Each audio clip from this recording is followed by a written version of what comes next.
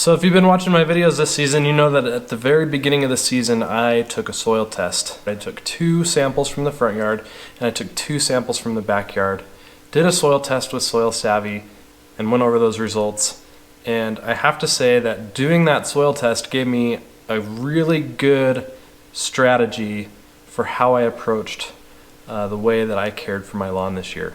So I wanted to talk about another soil test that I did recently before my very last application of fertilizer. I did a fall soil test just because I was curious about how the results would compare. So that's what I want to talk about today. Let's get to it.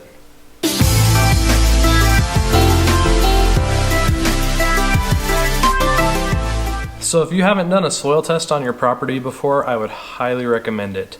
There's lots of different ways to go about it. I personally chose to do Soil Savvy just because it seemed like it was inexpensive and easy to do. And it was. I was really happy with the product and I think I will use it in the future, but I'm also open to trying other methods as well. So I want to just talk about the results and the changes that I saw between my fall soil test sample and my spring sample. Just so you know, I am going to supplement this video with a blog post on my website. That link will be in the description as well, so make sure to go ahead and check that out. You'll have all the information there at a glance, everything that I've talked about in written form, and you can kind of go at your own pace. So if you prefer that, go check that out as well. Link in the description. So as far as things that I've applied to the lawn this year, at the very end of March, I went ahead and applied a crabgrass preventer. It was from my local farm co-op store, and it's something that I apply every spring as my crabgrass preventative because it does contain prodiamine. So I did apply that. It was a 23-3-8, and this was applied after I took my soil samples, but before I got my results. So keep that in mind. So with the 23-3-8, of course, I'm getting a ton of nitrogen, which is great because it kind of wakes up the lawn, gets it going, and I'm getting a tiny bit of phosphorus and a decent amount of potassium as well. That product also contains iron and sulfur, which is important because those actually were things that the lawn needed, I later found out. So that was good to have those, looking back. In May, I got a hold of CarbonX. CarbonX came out this season, and it was made available to the DIY market. And I did apply CarbonX in May. The nice thing about CarbonX is it was a perfect product to use on my lawn this year because I really wanted to stay away from phosphorus as much as possible, which meant, of course, little to no Milorganite. And so this 2404 from Carbon Earth Company that is available in CarbonX was a real nice product to use. And that also had sulfur, which is great because if you remember, my pH was a little high and my calcium was through the roof. So controlling those with sulfur was a real big deal for me.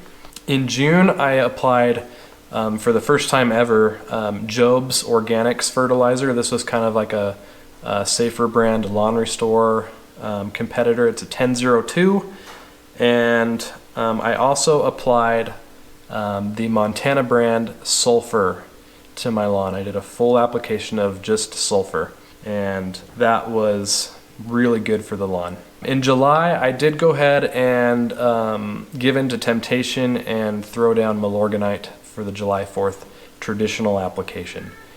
Looking back, probably shouldn't have done that. I didn't expect to see my phosphorus levels go up as much as they did.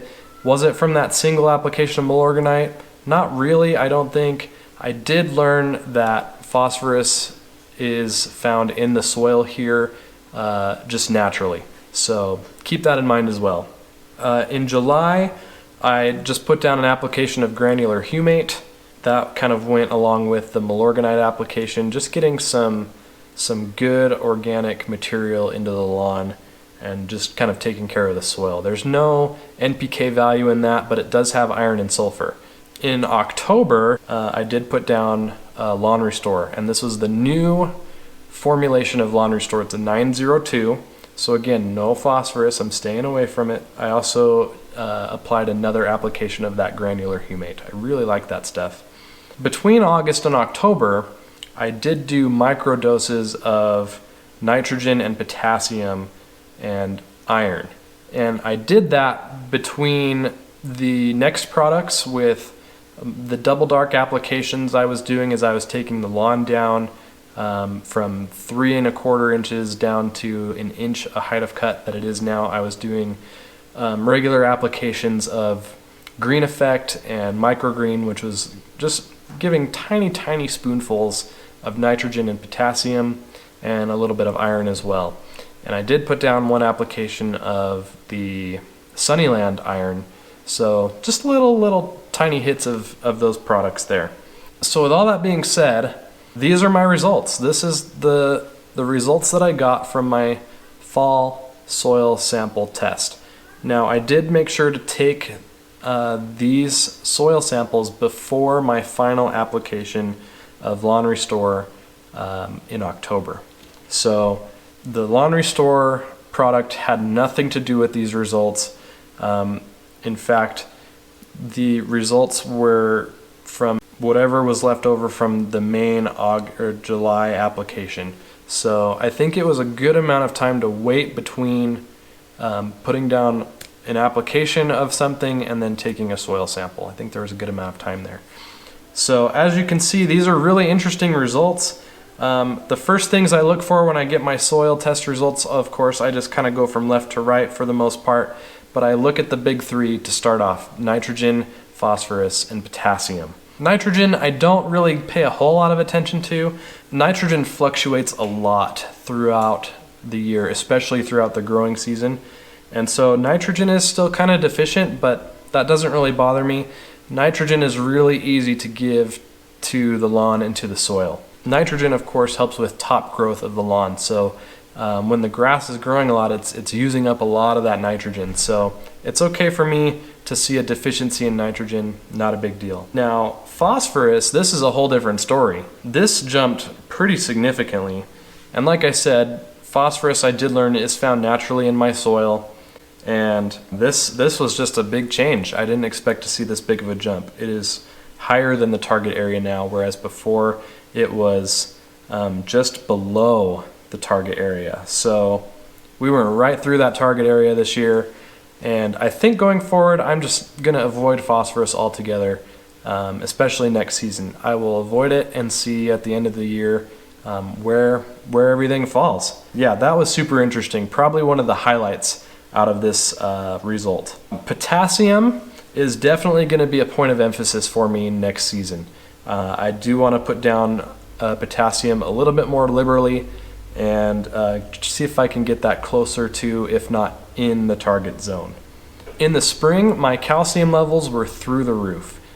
It wasn't even able to fit on the graph. The bar was outside of the window that's given here. Huge progress made here, in my opinion. In the spring, the calcium level was at 541, and in the fall, the calcium level was at 314.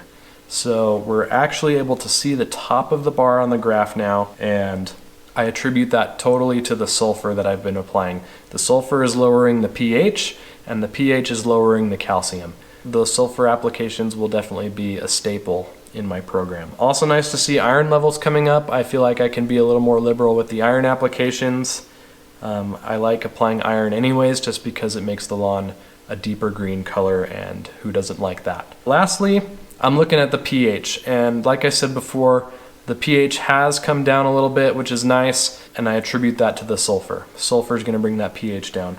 Now, of course, your mileage may vary with these results. There are so many different variables to consider, and lots of things that can play a part in your results. So just know that I've got a much clearer idea of how I want to approach how I take care of my lawn, what I apply to my lawn, and when I apply it, when I have this information.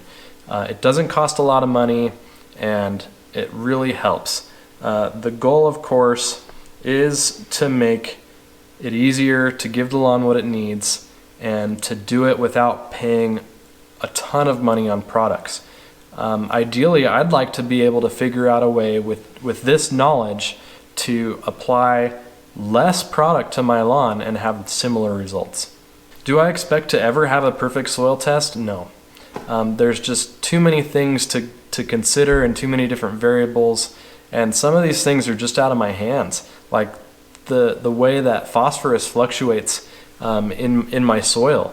I could probably have gone without putting that Milorganite down in July, and the phosphorus level still would have gone up. So there's just too many variables. A perfect soil test isn't necessarily the goal. I think the best thing about soil tests is the information that you get as far as planning out your strategy for taking care of your lawn. I hope you found this helpful. I really enjoyed doing soil testing this year. This was the first time I've ever done it, and I found it super helpful. I'm gonna go ahead and put a link in the description for the Soil Savvy kit. You can find that through that link, and it's on my website as well. And again, go ahead and check out the blog post that's meant to supplement this on my website and see just a write-up that I did and a little bit more detail about how I felt about these results. Hope that was helpful for you. Thank you so much for watching, and I'll see you in the next video.